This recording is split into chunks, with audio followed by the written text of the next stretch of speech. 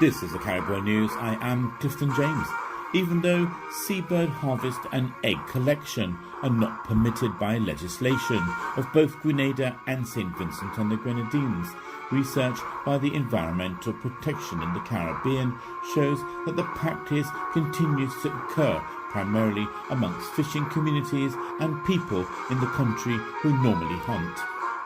Harvesting often occurs in tandem with other activities such as goat hunting, fishing and cook-ups, and manicure and tattoo, and they're usually done on offshore islands, while chicks and eggs are collected and brought back to main islands for distribution amongst family and friends. Practitioners originate both within the Grenadines and also from St. Vincent and Grenada.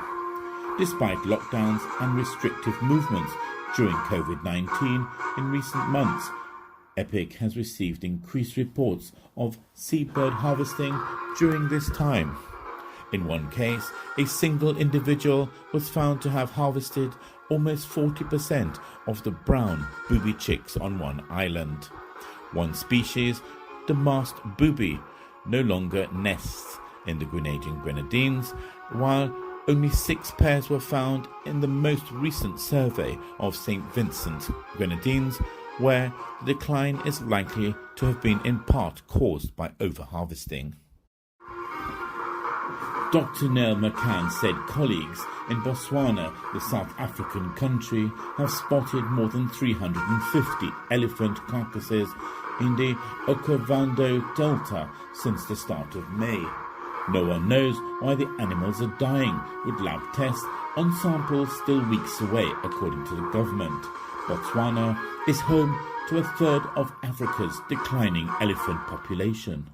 This is totally unprecedented in terms of numbers of elephants dying in a single event unrelated to drought, said Dr. McCabe of the UK-based charity National Park Rescue.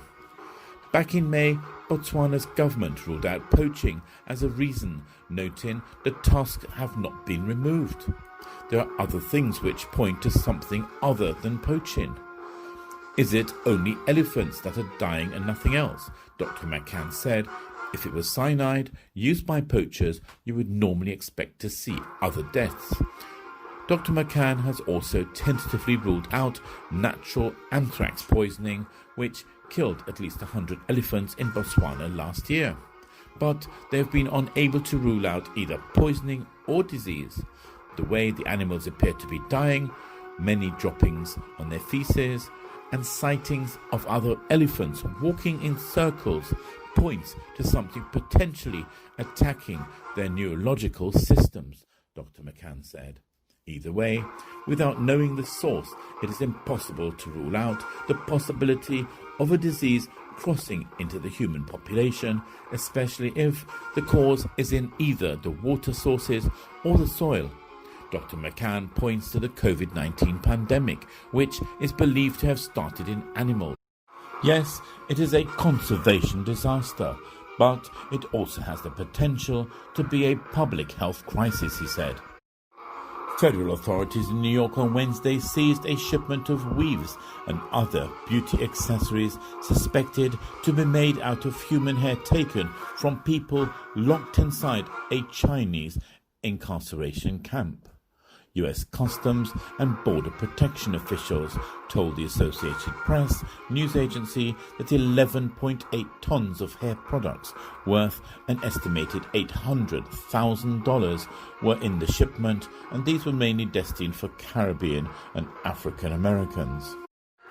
The production of these goods constitutes a very serious human rights violation, and the detention order is intended to send a clear and direct message to all entities seeking to do business with the United States that illicit and inhumane practices will not be tolerated in the United States supply chain, said Brenda Smith, the Executive Assistant Commissioner of CBP's Office of Trade. This is the second time this year that CBP has slapped one of its rare detention orders on shipments of hair weaves from China based on the suspicion that people making them face human rights abuses. China has slammed the United Kingdom's decision to offer a path to citizenship for Hong Kong residents, threatening potential corresponding measures and warning against interference in the semi-autonomous Chinese territory.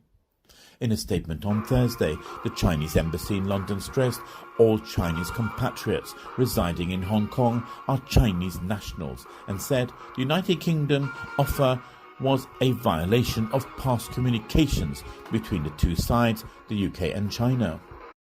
The British move, which could allow up to 3 million Hong Kong residents to settle in the United Kingdom and ultimately apply for citizenship, came in response to a new national security law China enacted in Hong Kong this week.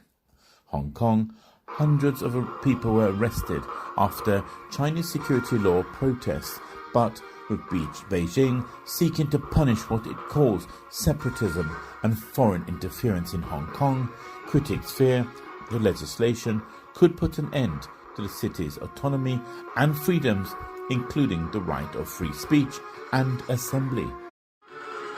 You're up to date. CaribWorld News.